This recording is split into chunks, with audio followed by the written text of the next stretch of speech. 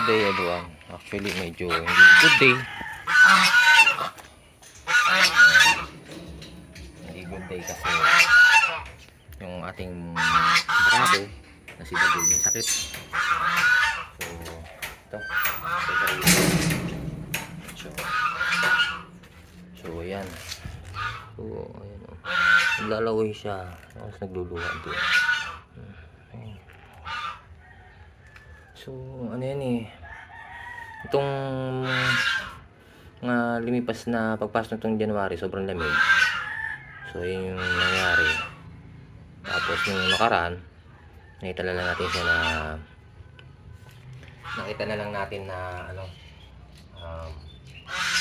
nakahiga siya. Tapos so ang ginawa ko, pinainom ko ng Vitamin Pro. Tapos nakinom siya ng Vitamin Pro. Vitamin Pro.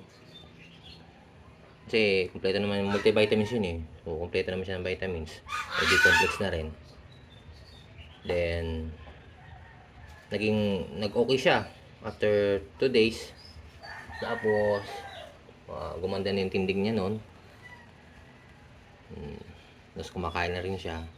Then after 2 days, kasi laging umulan kasi nga may bagyo. Lagi sinaulan dito. So mas malamig pa. After 2 days ng pag-ulan, mahina na naman siya. Wala siyang ganang kumain. So pinainom na rin natin siya ng Premoxil kasi may gamot yung para sa sipon niya. Pinainom na natin. So mula kahapon ng hapon, tapos 3 o'clock ng hapon, 7 o'clock ng gabi, pati alas 11 ng gabi. So nakamonitor tayo sa kanya. Tapos ngayong umaga, kaninang 6:30 AM, pinainom ulit natin siya ng Premoxil. Tapos after 2 hours, nagpainom ulit tayo ng vitamins. So ito siya. Nakatayo naman siya, pero wala siyang ganang kumain. Malamig kasi dito. So yun ang problema. So ngayon, yung dalawa, si Brenda tapos si Meme,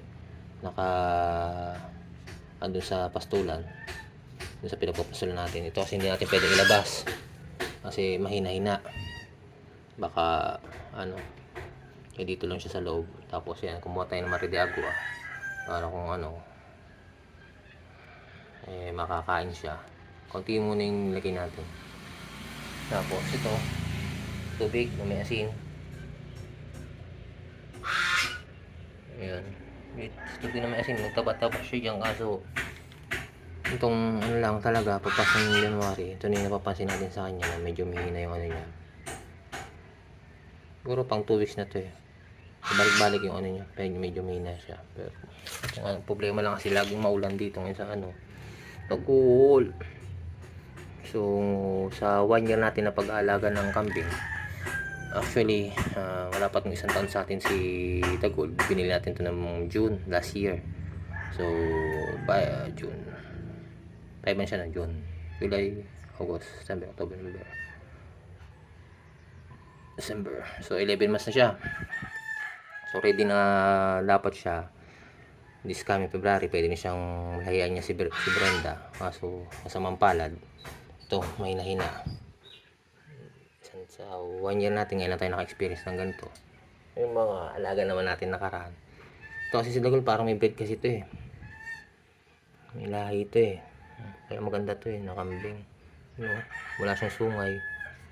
Ang problema, sakitin naman. So, ay nako.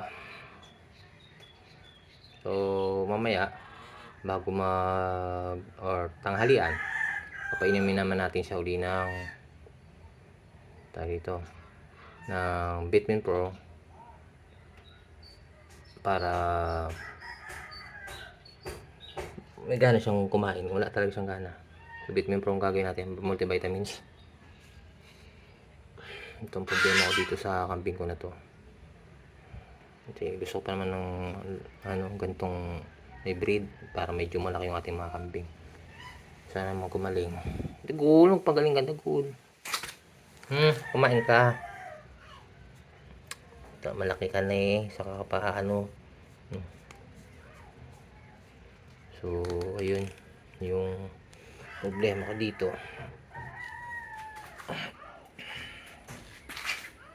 Ngayon na tayo naka-experience ito. Ito yung mga sariwang Madre de Agua.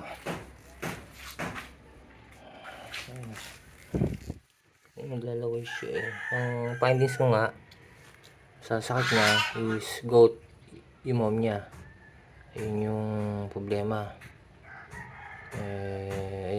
Yan lang yung mga isa sa mga sakit na talagang malalang sakit yan. Huwag yung tinamaan ng kambing.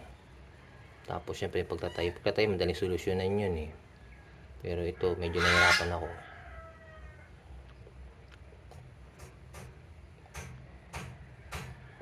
Mamaya painimin natin ng ano.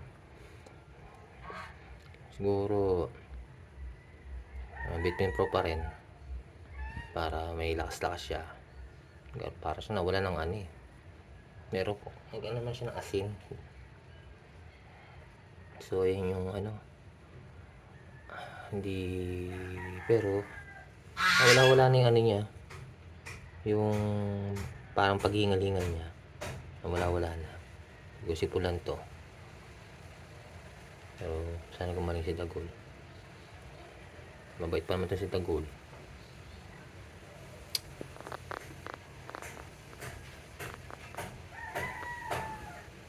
So ayun lang guys, don't forget to like, share, and subscribe. Meron na tayo ngayon na 360 subscribers. So sana mabot tayo ng 500 para syempre magkaroon na rin tayo ng kita sa YouTube. So madaming ma-encounter pa sa pag-aalaga ng mga ganito, kambing, pabo. Sa pabo medyo nakapag-adjust na tayo, 3 years na tayo doon. So alam na natin paikot-ikot yung kanilang sakit. So as of now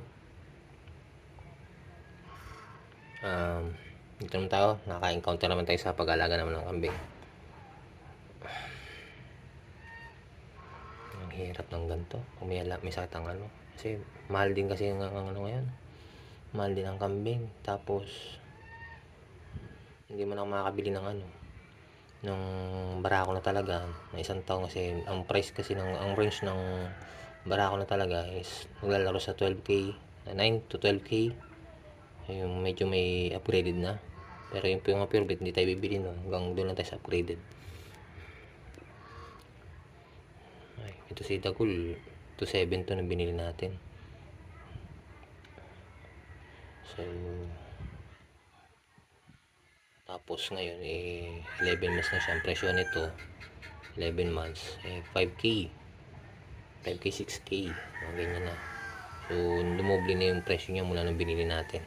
Problema ito, tinamaan naman ng ano. Pero wala naman kasi akong barak itong benta. For breeding purposes ko na ito eh. Pang-breed ko na talaga ito kay Brende eh. Tapos kasi ang plano ko, bumili naman ng panibagong inahin. Then gagawa tayo ng kulungan nila na doon sa range. Pero hindi naman tayo magpapadami. Kumbaga parang ano lang. Hanggang at maaari, hanggang 4 na lang muna. Nag-goal pagaling na. So ayun lang yung ano problema ngayon na-encounter ngayon. Kaya kasing ano yung mga alaga natin na benta na yung dalawang pabo. So meron tayong dito ang dalawang lalaki, isang ayun kasi gansa nangiitlog na yan. Nakaisa na. So yun some checking. Tingnan natin kung ito yung ano, yun na lang yung babae, tapos yung isang naglilimlim. So mamaya check natin kung may itlog na ulit itong gansa na babae na yan, naglalakad na yan no? Kukunin natin itlog nyan, then ipunin natin, tapos ihiwalay natin yung gansa na yan, nilagay natin sila dito, magawa tayo dito ng kanilang kulungan para dito sila maglimlim. Kasi kung doon nalanganin na naman yung mga pwestuhan ng naglilimlim yan eh. So ayun lang. lang guys. Don't forget to like, share, and subscribe. Pwede nyo i-share kahit sa Facebook para ito paano makita nila yung ating channel sa YouTube. So, yun lang po. Maraming salamat po. Have a nice day.